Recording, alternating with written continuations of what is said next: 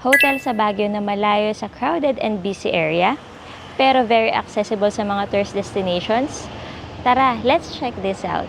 One ride away nga lang ang hotel na ito from Baguio Plaza at malapit lang sa major tourist spot sa Baguio. May sasakyan nga pala kaming dala pero iniiwan lang namin sa hotel at nagko-commute na lang kami kapag gagala dahil baka mahirapan kami humanap ng parking. Sa labas nga lang ng hotel ang terminal ng jeep to and from Baguio Plaza kaya less hassle. This is Lee Boutique Hotel Baguio. Very cozy at malinis ang kanilang reception. They only have 2 floors and 17 rooms. We booked via Agoda and you can use the discount code MAMALISAGODA to get up to 10% discount. Rate starts at 1,600 pesos per night for 2 packs na. We booked the family superior room with 1 double bed and 1 single bed. They have an open closet and may mini fridge din. May complimentary water bottles, coffee at snacks. And of course, TV. At guys, ang syala ng chair dito ha at ang cute ng working desk. At take note, meron din silang aircon. Pasok naman tayo sa toilet. Sobrang linis at very aesthetic dito. At dito na-excite ang anak ko sa bathtub. At syempre, merong heater dito ha. Dito nga pala sa room, meron ding private balcony. May overlooking view ng mga bundok at tanaw namin ang terminal ng jeep. Take note, di lahat ng oras ay may jeep sa terminal. Sa likod ng hotel ay merong tree house. Pwede ka ditong magsenti at magmuni-muni. Meron ding open space for bonfire. Pero nung andun kami, hindi daw pwedeng mag-bonfire. Inavail din pala namin yung package with breakfast. May option sila for silog meals paired with coffee, tea or hot choco. Plus point sa amin ang napakagandang morning view